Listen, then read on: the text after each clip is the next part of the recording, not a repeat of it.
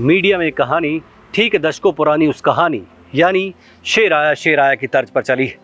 बस फर्क इतना है कि यहाँ शेर नहीं बल्कि शोर मचा हुआ है कि मंत्रिमंडल के खाली पड़े 3 पदों पर ये मंत्री आया वो मंत्री आया। दिन भर कोई एक मंत्री रहता है, उसके बाद रात होती है तो अगली सुबह कोई और मंत्री बनना शुरू हो जाता है। अब एक खबर ट्रेंड कर रही है जिसमें राजेंद्र राणा, राजेश धर्माणी और यदविंदर गोमा के नाम ट्रेंड हो रहे हैं। लेकिन इस ट्रेंड में कई तरह के ट्विस्ट हैं। आज हम इसी ट्विस्ट पर खबर करेंगे क्योंकि ट्रेंड का कोई पता नहीं कि कब बेंड हो जाए। पहले ट्विस्ट के लिए थोड़ा सा फ्लैशबैक में चलते हैं, ठीक उसी अंदाज में जिस तरह फिल्मों में फ्लैशबैक ब्लैक एंड व्हाइट में दिखाया जाता है। सरकार बनाने के लिए चुनावों से पहले कांग्रेस हाईकमान ने 4 कार्यकारी अध्यक्ष बनाए थे। ये थे राजेंद्र राणा, विनय कुमार, हर्ष महाजन और पवन काजल।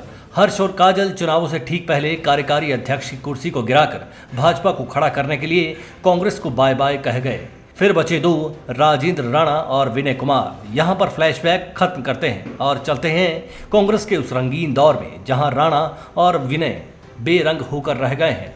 आज भाजपा के शीर्ष कद्दावर नेता और पॉलिटिकली ही मैन रहे प्रोफेसर प्रेम कुमार धूमल को हराने की वजह से राजेंद्र राणा कांग्रेस और भाजपा दोनों में जाइंट किलर के रूप में स्थापित हो गए हैं। लेकिन वक्त की पलटी देखिए, आज कांग्रेस में राणा से बड़ा विस्थापित कोई नहीं है।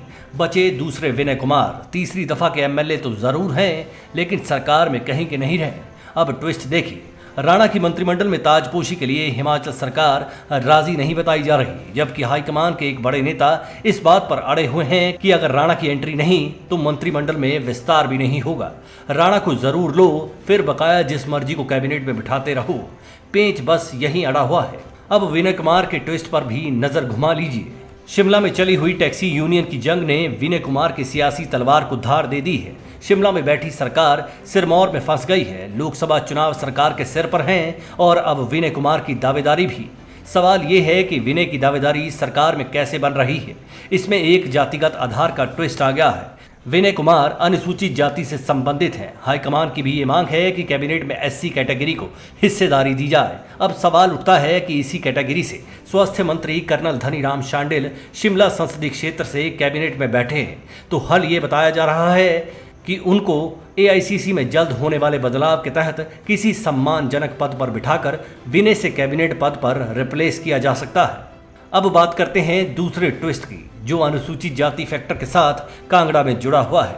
यहाँ से अभी तक यदविंदर गोमा का नाम बराबर दौड़ा हुआ है, लेकिन विनय की अचानक बनी दावेदारी ने समीकरण कुछ हद तक गड़बड़ा दिए हैं। दिल्ली में हाईकमान को बताया जा रहा है कि अभी तक एससी कोटे से ही कांगड़ा के किशोर लाल समेत मोहन लाल बरागटा और धनीराम शांडिल सत्ता में हिस्सेदार हैं।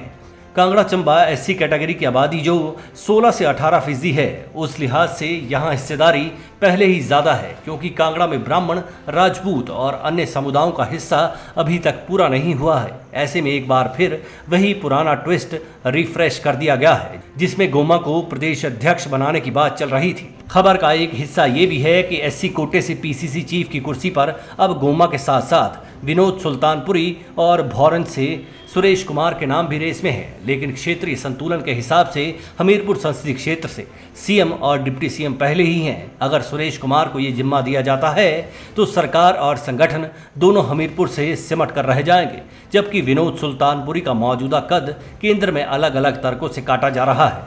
अब गोमा को फिर से संगठन में एडजस्ट करने के लिए तारें भिड़ाई जा रही हैं। अगर ऐसा हुआ तो फिर कांगड़ा से कौन होगा? सुधीर शर्मा ही बकाया रहते हैं। अंजाम कांग्रेस का हाईकमान जाने, कमान तो उसी के हाथ में है ना।